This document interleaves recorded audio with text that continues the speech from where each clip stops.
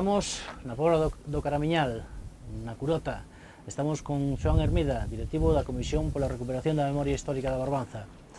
Xoán, que nos queda por saber agora que transcorreron 80 anos do comezo da Guerra Civil?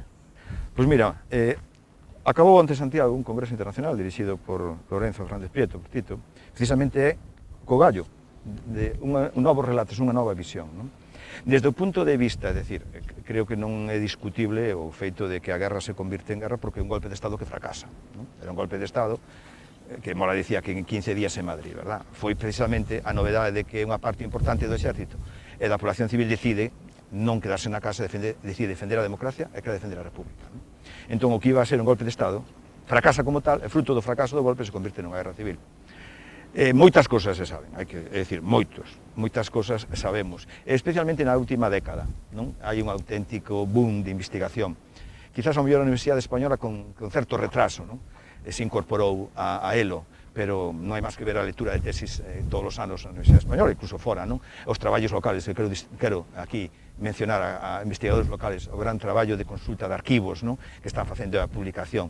E entón, quizás a novedade ven de situar a Guerra Civil Española no contexto europeo, non? E ver que a democracia no contexto europeo dos anos 30 estaba amenazado polo fascismo, non? E entón, esa lectura moi local de ver a Guerra Civil en clave española, cada vez máis, eu aí falaría sobre todo de Julián Casanova, non? A súa visión é aquí, o grupo de Instagra aquí en Santiago, non? De vela no contexto dos anos 30, da crise da democracia e, neste sentido, os estudios comparativos, situar a Guerra Civil Española nese contexto europeo de amenaza contra a democracia por parte do fascismo, non? E entón se están facendo plantexamentos novos ao respecto, como tamén, e quería comentarlo porque hai aquí un investigador que me parece está renovando o tema da nova visión da guerra, que é o tema de se pode falar de xenocidio ou non na Guerra Civil, o concepto de xenocidio, non? Ese concepto que ven das dictaduras latinoamericanas nos anos 70 é que aquí Antonio Míguez, un rapaz moi novo que está facendo, digamos, despois de estudios como de Francisco Espinosa en Andalucía, visións da guerra tamén desde unha óptica, sino nova, tamén novas luces, non? Entón, os arquivos, pois, por exemplo, cantos arquivos están ainda pechados? Arquivos privados. Que a Fundación Francisco Franco este pechada a investigación que recibe os cartos públicos, pero isto é unha broma. Pero como pode ser que unha fundación que recibe cartos públicos este pechada a calicanto para a investigación, non? E entón, no tema de arquivos, hai moito que facer, é verdad que se adiantou moito ao respecto, non?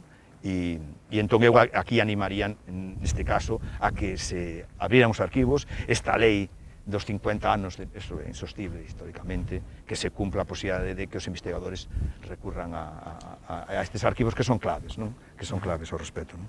Falabas antes desa relación entre os estados europeos e o golpe de Estado, non? Dos anos 30 en España, non? Aí detrás está o financiamento, non? Están os apoios nazis, os apoios fundamentales dos fascistas como Salazar. Hai unha persona que creo que Ángel Viñas, que dedicou, catedrático en Madrid, verdad? Dedicou bastante tempo ao respecto. Eso non hai ninguna dúda, é un elemento clave, non? Da colaboración militar é clave. Por exemplo, unha das cousas, quizás nos últimos anos, non, que se está vendo é a participación tan masiva, non, pública e privadamente, do nazismo alemán e do fascismo italiano é clave no desenvolvemento da contenda, non? E o tema da financiación e o tema do apoio e as facilidades para despois cobrarse como se cobraron despois, non? Os alemáns, non? Entón eu aí, pois, hai estudios clásicos, non? Pero quizás a persona, porque además consultou o historiador económico, Ángel Viñas, consultou arquivos de primeira man en Inglaterra, en Alemania, en Italia tamén, non? Entón, ese apoio dos nazis e dos fascistas é clave para pasar o estreito. Foi clave nese momento, non? Absolutamente, non? E despois, quizás, a diferencia con outros apoios que tuvo a República foi permanente e constante, non? Ao longo de toda, cousa que os militares falan, un elemento clave dese apoio constante e permanente, non? Implicación material, apoio económico e tamén militares, non? É evidente, iso é indiscutible, non está sujeto a discusión histórica, non? Solamente aqueles que non queren ver a verdade, non? ti eres, mestre, eres profesor de Historia no Instituto número 1 de Ribeira, non?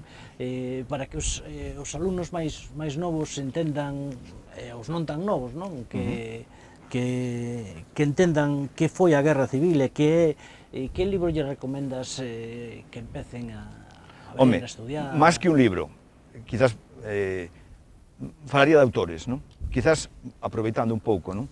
En Galicia, diría cosas que están facendo e moi ben. Este grupo de Instagra que é da Universidade de Santiago, coordinado por Lorenzo Fernández Prieto, e donde está xente, pois eso, como Ana Cabana, non? Como Daniel Lanero, ou como Antonio Míguez, que están facendo renovación do estudo do que foi, no caso de Galicia, non? O que foi a guerra, a represión a guerra e a represión en Galicia, novos enfoques que están sendo moi valorados a nivel de Estado español. Quizás na Universidade de Vigo falaría de Julio Prada, non? Que desde fai tanto tempo, además dunha maneira moi, históricamente, moi certeira, as súas investigacións, non sacou precisamente ahora un libro moi importante, non? E eu, bueno, pois falaría de Julio e as súas investigacións, ou, por falar tamén da Universidade da Coruña, pois o grupo de Carlos Velasco, non? Que a través da Universidade da Coruña pois tamén está últimamente traballando neste ámbito, non? E entonces, pois, bueno, máis que nada falaría, a nivel español non deixaría de falar de Julián Casanova, este catedrático de Zaragoza, que leva moito tempo traballando neste, creo que é unha persona clave na renovación, nas novas, hai máis, non? Pero, bueno, el, de alguma maneira, simboliza un pouco esta nova visión. E un personaje que a min especialmente lle teño moito aprecio, porque además empezou moi tarde, non era do ámbito universitario, a investigar, fixo a súa tese sobre a provincia de Huelva, que é Francisco Espinosa, e é un home clave nas súas investigacións de como estudiar o tema da represión e como enfocalo, non? Eu creo que Francisco Espinosa, que además empezou tarde e non do ámbito da universidade, pois merece unha mención. Eu, máis que falar de libros, que hai cantidad deles, non? Aquí en Galicia se están publicando gran parte de libros, pero falaría un pouco da obra destes autores, non? Estas tres personas ou tres grupos dentro de Galicia e moitos de ámbito tamén de ensino, por exemplo, de ensino secundario. Hai moita xente de ensino secundario que se está, Dionisio Pereira, por exemplo, o seu grupo, non? Por decir non? Que están traballando a pé de obra e na zona que estamos, ademais, quero dicilo, non? Os primeiros foron do ámbito local, non? Aquelas xornadas do Porto do Son, non? Que escribiron para poñer encima da mesa as investigacións de Xerardo Grafoxo, non? Del Martínez Estrapaz de Palmeira, non? Que ten publicado sobre Ribeiro de Ventoso, é dicir, xente que no ámbito local puxa a súa pequena pedra para recuperar documentación, para traballar no ámbito local. Entón, estamos nunha zona onde hai un compromiso pola verdade histórica grande. Eu me alegro desde ese punto de vista. E aí non nos podemos esquecer dos dous historiadores de Rianxo, Xesús Costa e Xesús Santos. Non? Pois evidentemente, quería, además, falábamos antes do seu libro, que habían, bueno, pues, canto tempo levan 20 anos traballando, además dunha forma, eles ali, con todos os seus recursos, pagando da súa man, e ten, por exemplo, hoxe Rianxo, ten publicado unha parte importante da súa historia do século XX en boa medida, tamén con Comoxo, verdad? Pola compromiso destes investigadores, non? É unha cousa que eu valoro moito a nivel comarcal do Barbanza, non? Este compromiso, por suposto que sí, non? Ti crees que existe perigo de que en España ou en Europa de que se repitan os feitos como os dos anos 30? Home, o que creo ahora é que hai un fenómeno que é a extrema dereita, é dicir, non o fascismo como tal, o problema dunha guerra civil, o que sí é evidente é que esta crisis económica está provocando, este proxecto neoliberal da globalización está deixando nas cunetas a tal cantidad de xente, absolutamente, sin ningún tipo de apoio, que é unha carne de cañón, non aplicaría ese término, pero sobre todo para posturas de extrema dereita, non? Falo de Le Pen, por exemplo, ahora en Francia falo que se fala menos, pero no caso de Holanda, o caso de Austria, que a repetición das eleccións é a posibilidade de que a extrema dereita, que falar de Polonia ou de Hungría, non? Entón, eu aquí falaría da nova extrema dereita, non? Esta nova extrema dereita europea, que xa por certo, un investigador galego que que está na Universidade de Girona, que Raimundo Viejo ven publicando a súa tesi doutoral, non? Dos anos 90, sobre esa nova extrema dereita que traballou despois en universidades suizas e máis alemanas, ahora está en Girona, que creo que é diputado agora, me parece, por Podemos, no Parlamento, e hai unha nova extrema dereita que non é o tema da Guerra Civil, pero que sí, claramente é unha extrema dereita que ten o seu principio na desigualdade, e utiliza o tema, e quero dicirlo, o tema dos emigrantes contra, precisamente para votar en cara e vendelo como un mecanismo para conseguir votos, sobre todo, naquelas enormes cantidades de xente que está sendo deixada fora de xogo, deixada nos márgenes do benestar social. Non? Neste proxecto de desmontar o estado de bienestar que a dereita europea ten asumido, non? E que encima, con esta crisis económica, pues, como entender o tema do Brexit en Inglaterra, non? Bueno, pues ti ves as zonas industriales difíciles e ves esa política do Partido Conservador neoliberal aplicada en Inglaterra con millóns e millóns de personas sin ninguna posibilidade, venden a extrema dereita, enganchase a esta vena populista da extrema dereita. Para min o peligro está fundamentalmente nesta nova extrema dereita, que non fala dunha guerra, pero que sí fala de cerrar fronteras, de desigualdade, de desmontar o estado de bienestar, evidentemente racista, xenófoba. Esta, eu creo que aí, o tema da loita contra o racismo, contra a xenofobia, é elemento clave que nós temos que comprometernos a defensa neste caso, dos refugiados, e o compromiso con nós, españoles, que no ano 39 600.000 cruzan a fronteira Cataluña escapando, refugiados, un pobo europeo que fomos refugiados, fomos españoles, como non podemos exigir neste caso que a Unión Europea non faga esforzos que non se está facendo polo tema que está sucedendo en todo o Mediterráneo. Entón, aí eu veo esa extrema dereita, que veremos o que pasa en Francia o ano que ven, as cousas non pintan nada ben, veremos en Austria, imaginemos o que pode pasar con Hungría, coa forza política que domina, con Polonia, cos mensajes que hai, con Holanda, a extrema dereita holandesa. A verdade é que o panorama dentro da Unión Europea, se isto non se afrenta dunha maneira seria, nunha loita igualitaria, solidaria, de defensa dos dereitos e das liberdades, a situación non é a dos anos 30, pero sí, claramente, unha situación moi difícil, onde a democracia e os dereitos e liberdades vanse a ver amenazados. Ti crees que, como historiador, a causa diso é a crise económica, que resucita eses conflitos que xa pensábamos que estaban no pasado? Non únicamente, tamén a globalización aplicada como se está aplicando. A globalización vendeuse como era algo bon para todos, verdade? Que íbamos a salir, non? A globalización crea ganadores e perdedores. E hai moitos perdedores. E pensábamos que os perdedores estaban fora de Europa, non. Están moi dentro de Europa, non? Pensemos en Galicia, non? E entón é evidente que hai, é dicir, aí están os estudos, non? De xente en zonas industriales donde non hai emprego, donde está, e non hai alternativa pública, non? Porque claro, este neoliberalismo que di que o Estado non faga nada, que o mercado vai resolver, e o Estado non fai nada, porque cada vez se dá menos competencias, e non hai un compromiso de Estado de bienestar para precisamente unha política pública a aquela xente que peor o pasa. Entón, claro, que van a votar xente que perdeu o seu empleo e que non hai ninguna política de recuperar o empleo en moitas zonas de Europa, deixadas a que? E veñen estes vendedores de fume, estes vendedores, absolutamente, de fantasmas do pasado como esta extrema dereita, prometéndolles recuperar esa situación se os apoian ao respeto. Non? E xogan o tema da identidade, bueno, un elemento clave que está na política, o tema da identidade. Onte leía hoxe leía no País que Habermas falaba ao respecto do tema do Brexit, non? E decía, a emoción ganou ao mercado. Ele nunca tamén pensaba que coa City londinense, cos partidos políticos apostado por permanecer, e a campaña dos que quixeron o Brexit foi o tema dos sentimentos. Estamos no momento da política dos sentimentos. Os políticos teñen que entender.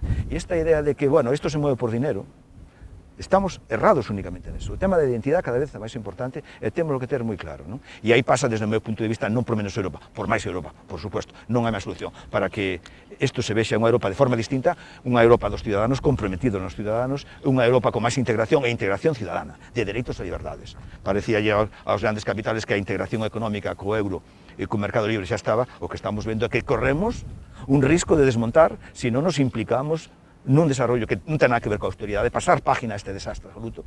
A austeridade foi responsable de gran parte das cousas que están pasando, e un compromiso europeo de máis Europa e dereitos e libertades, que significa ser europeo, defender esta idea, non? Ben, Xoán, estamos xa a viques de rematar esta entrevista, pero quería finalizar con unha pregunta. Sabes que imos a ter eleccións autonómicas nada, dentro dun mes e pico, non? Ti que lle pedirías ao novo goberno galego que saia das eleccións respecto á lei da memoria histórica? Por suposto, eu aí, é dicir, o decíamos antes e vou repetir, eu exigiría, é dicir, que os partidos políticos nas eleccións se comprometeran nunha lei galega de memoria histórica, primeiro. É dicir, temos a lei estatal, non? Por suposto, o compromiso desa lei, pero é insuficiente en moitos ámbitos. Está claro que é insuficiente, incluso os propios que o fixeron, non? Entón, eu quería que se manifestaran públicamente, antes da campaña de que vamos ali e vamos a cumplir unha lei de memoria histórica, no sentido de que, de verdade, xusticia e reparación. Verdade do que pasou, xusticia das vítimas e reparación das vítimas e dos seus familiares, non? Por tanto, iniciativas non tanto unha aquí e outra lá, sino unha política pública integral, donde, utilizando todo a lei marco estatal, se pode desenvolver no ámbito autonómico. Temos experiencia, decía antes, de Cataluña, a experiencia andaluza, que eu creo que é moi interesante, e desde o punto de vista é unha lei integral, que abordar o tema das fosas, que abordar o tema dos desaparecidos, que abordar o tema da simboloxía, que convertir a San Simón no gran lugar da memoria das vítimas do franquismo, e acabar con esta boa, non sei se coña, en que se convertiu San Simón desde o ano 2009. Por lo tanto, unha lei galega de memoria histórica integral, por supuesto, o tema de fosas, medios económicos para o tema de fosas, o tema da simboloxía, o tema da reparación económica, e aí hai un tema moi importante que non é deixar a iniciativa privada. Moitos xente perdeu os seus bens, e foron expropiados, aí nós temos socios, a asociación, aquí o matrimonio de Boiro, contén toda a documentación de como lle roubaron os seus bens, e andan eles aí con 80 e pico de anos, vindo ás asambleas coa súa documentación, pero ten a lei, por exemplo, neste campo, prácticamente é imposible a través da lei. Entón, hai toda unha serie de IVAs, que é unha lei galega integral. Eu, desde logo, estaría contento de que había esa manifestación. Se lle vai a pedir, eu creo, desde a Iniciativa Galega pola Memoria, se lle vai a pedir que antes, e que para pedir o voto, ustedes van a cumplir unha lei galega na memoria, van a cumplir o tema das fosas. Non pode haber fosas en Galicia de xente. España, despois de Camboya, 150.000 desaparecidos, país do mundo que ten máis desaparecidos, que están nas cunetas. Como lle podemos decir ás vítimas que non poden recoller eses osos e leválos aos cementerios, que descanses cos seus? Hoxe, no ano 2016. Entón, unha lei galega de memoria histórica, tema da simboloxía, o tema das fosas, o tema da reparación económica, todos esos, e, por supuesto, o tema San Simón, é evidente. Eso me parece que é un escándalo que este pasando con San Simón, que está pasando, como se está permitindo desde a xente que pase desta maneira. Pois moitísimas gracias, Xoán, moitísimas gracias por estar con nós e por falar sobre a memoria histórica e do que é a realidade. Moi ben, gracias a vos por esta oportunidade. Gracias a ti, Pastor. Ben, ata aquí chegou o noso programa. A continuación, imos ver o documental In Memoriam, que a propia Comisión de Recuperación da Memoria Histórica do Barbanza realizou para que todos vostedes o poidan disfrutar.